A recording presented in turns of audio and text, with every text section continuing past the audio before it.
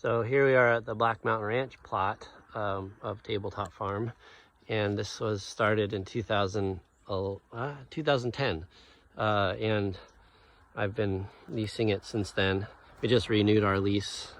This is a 1,200 acre ranch, and I have about 7 acres that are on the flat. I'll walk you down here and show you what, there's nothing going on here right now because it's winter. But in the summertime, we grew potatoes, cherry tomatoes, and basil and cucumbers here.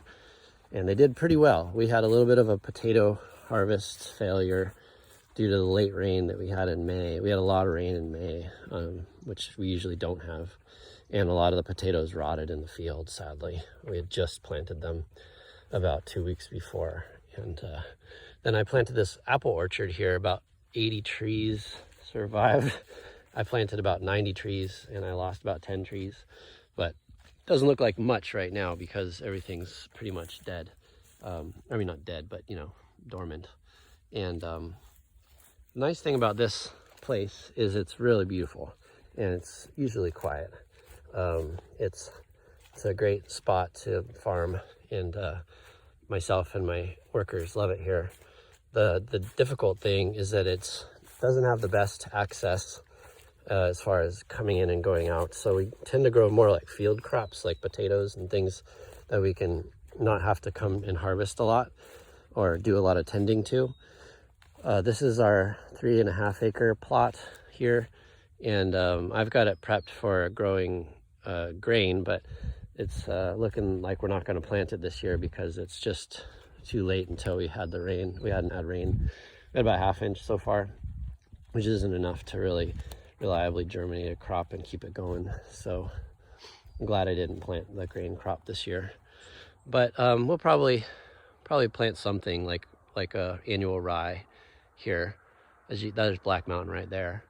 I put in a water system here back in 2010 and 2011, and it comes from up there on the mountain, up where you can see those green bushes up there, and that's the spring.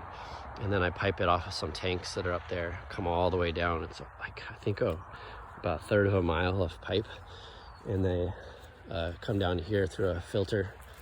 I got it filtered up there too, but algae kind of tends to build up in the pipe, so I just put a second filter on there, and then it comes out to the spigot, and that spigot, and there's a 3rd spigot down at the end of the field, and the field kind of wraps around that way a little ways, and there's another spigot down there.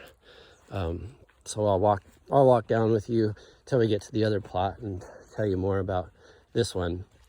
The soil here is really nice. It's basically a silt loam or a sandy loam. When you look at it, it looks like a sandy soil, but actually it's a very fine-grained sand verging on a silt, or vice versa. And which is nice because it helps to retain water, retain moisture, so we don't have to irrigate too much. It's really good for translocating the water throughout the soil profile, and it's fine-grained, so it has a good amount of nutrients and pores space and things like that for place to hold on to nutrients so it doesn't lose them. Like a sandy soil would be more prone to leaching, whereas this soil has more ability to hold on to things. The other nice thing is that it's very lightweight, and so it's easy to work through. It's easy to keep weeded. But we are right by the creek. We're about, my farm fields here are 100 feet off of the creek, and that's the buffer zone in Marin County where you're not supposed to get any closer than that to the creek bank. So I do have flooding here from time to time. About a year before last, we had a pretty massive flood, the worst one that I've seen. And obviously this is all underwater, and but I would have been underwater right here if I were standing here that year. My tractor got pretty much completely underwater, and I had to have a mechanic rebuild the whole thing, and my fence all got ruined. So this is a 2.5 acre plot of ground that I've got all fenced off, and my irrigation is right there. And we're right on Petaluma Point Reyes Road now, so people can see my mess. But this is where we grow cherry tomatoes and potatoes and cucumbers also. And you can see it goes all the way back to there. So not much growing here, but again, this is where I was planning on putting my cover crop, but we don't have rain, so I'm still waiting for that. The fence here is pretty mediocre.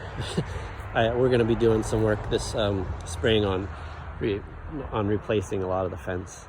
But in the winter time, I've started taking it up and attaching it. I don't know if you can see that, but attaching it to this top wire, and if it does flood, which doesn't seem like it's going to at this point in the year, if it does flood, it doesn't take the fence down.